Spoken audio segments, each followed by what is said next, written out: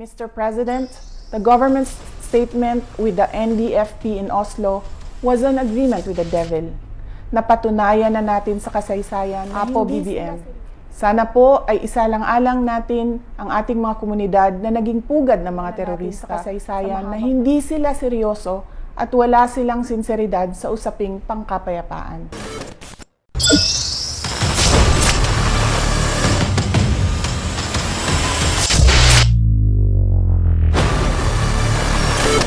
Mga kabanata, kapag hindi ito pinakinggan ni Presidenta Bongbong Marcos, itong panawagan ni Vice President Sara Duterte, magkaroon ng lamat yung kanilang pagkakaibigan dito, mga kabanat. Kasi itong si Vice President Sara Duterte hindi sang-ayon sa plano ng kampo nila ni Presidenta Bongbong Marcos.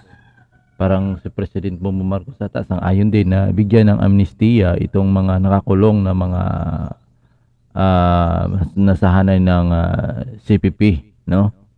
Nasahanay ng CPP, hindi ko na idediretso yung word, no? Karugtong, so, familiar, alam nyo naman siguro ang ibig sabihin ng CPP, no? So, nananawagan si Vice President Sara Duterte kay President Bongbong Marcos na wag bigyan ng pagkakataon o wag bigyan ng amnestiya itong mga nakakulong, no?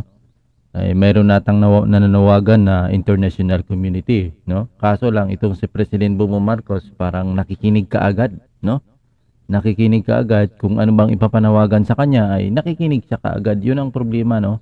So ngayon nagkasalunghatay sila dahil nananawagan itong mismo si Vice President Sara Duterte na wag pakinggan itong panawagan at wag bigyan ng amnestiya itong nakakulong na mga CPP at wag bigyan ng pagkakataon na parang may balak na naman nata na magkakaroon ng peace talk. So sabi ni Vice President Sara Duterte, huwag bigyan ng pagkakataon yan dahil ginagamit lang yan ng mga kalaban ng panglilin lang, ilang dekada na daw, ilang pagkakataon na nagkaroon ng peace talk at wala din namang nangyayari. So valid naman yung sinabi ni Vice President Sara Duterte, pero nasa kay President Bongbong Marcos na yan kung paano niya ito pakikinggan.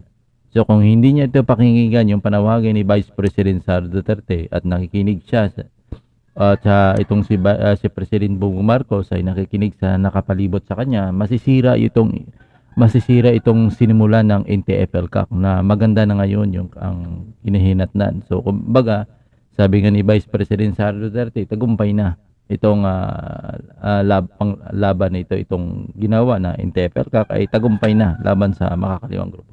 So, panoorin natin itong short, no, pahayag ni Vice President Sara Duterte.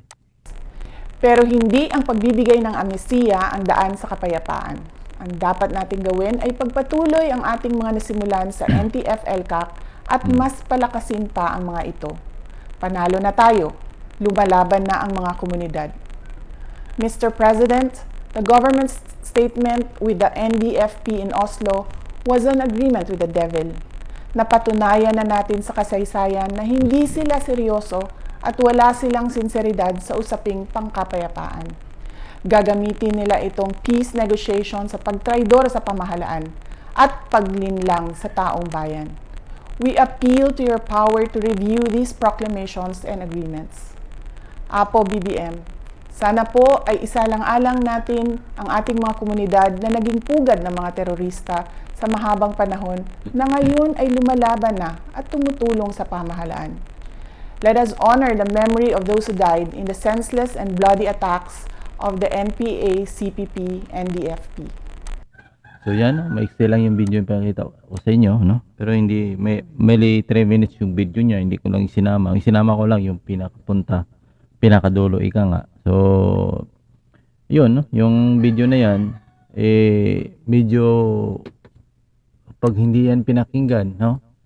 Pag hindi yan pinakinggan ni Presidenta Marcos, medyo magkakaroon talaga sila ng lamat dito, mga kabanat. Kasi mismo si Vice President Sara Duterte nanawagan. At saka kung pakinggan ito, kung itutuloy ito nitong agreement na ito, ay masisira yung sinimulan. Ibig sabihin yung ginagawa ng NTF-ELCAC ay mawawalang saysay.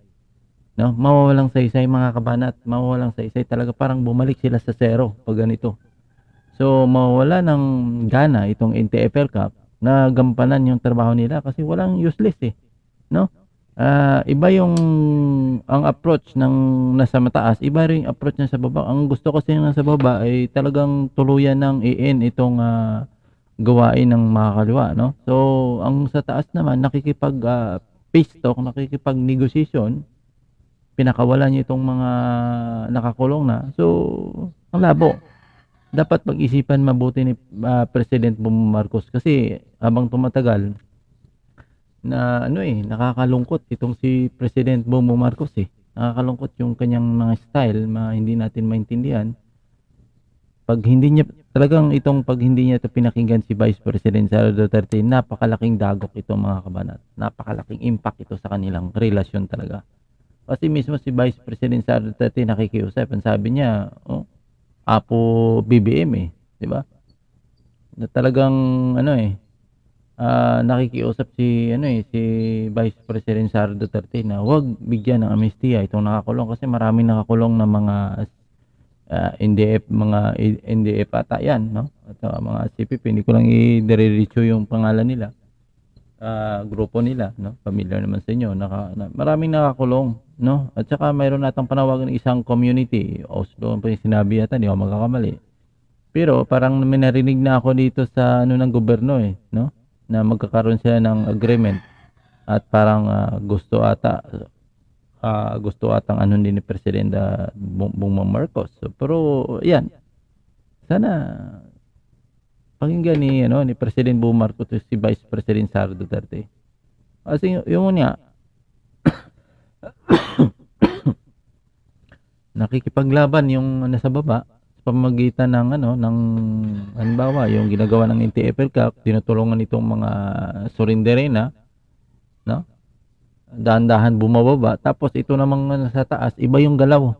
Parang kinakontradiksyon ng ginagawa, parang nagkasalunghatan yung kanilang mga ginagawa. So, magkakawalang bisa talaga. Sana pag-isipan ni President Bongbong Marcos bago pasukin ng mga bagay na yan. Kasi talagang masisira yung relasyon nila. Hindi lang masisira, talagang masisira yung pangalan ni President Bongbong Marcos. Diba? Baka magkaroon ng katotohanan talaga. Miso, unti-unti na kasing tumatanim sa isip ng mga kababayan natin na valid talaga yung sinabi ni dating Presidenta Duterte na alam niyo siguro yun, yung itong speech na isang tanong sa media, no? Kay Presidenta Duterte, no? Kung bakit ayaw niya kay Presidente Bongbong Marcos, bakit ayaw niya suportahan. So, familiar sa inyo siguro, baka magkakaroon talaga ng katotohanan yun. Baka magkaroon ng 100% talaga totoo yun. Diba? Familiar siguro sa inyo yun. So, sana naman, pag-isipan ni Presidenta Bongbong Marcos talaga. Kasi mismo si Vice President Sara Duterte na ang nanawagan dito. So, yan lang muna ang video natin mga kabat. Abangan nyo, no? Maghanap pa tayo ng ibang video. At dito, ay meron ako palang i-upload mamaya. Ito ay patungkol sa ICC, no? At itong paghahabol naman nila. Kasi talagang gusto nilang ipin-down yung Duterte, no? Mayroon pa isang professor, natawagan pa namang professor, pero ang utak, mamaya babatikusin natin yung mga sinasabi niya no? Titingnan ko parang nabubulsit lang ako sa sinabi niya dahil nga ginamit niya pa yung warning kay Kian, no? Kian na mga war on drugs. Imagine mo ginamit pa yung kay Kian, samantala yung mga pulis na yon na bumira o tumira kay Kian nakulong. Ano bang klaseng utak professor yon? So mamaya ano natin yun, ano natin itong video na yon. So see you in this video mga kabanan.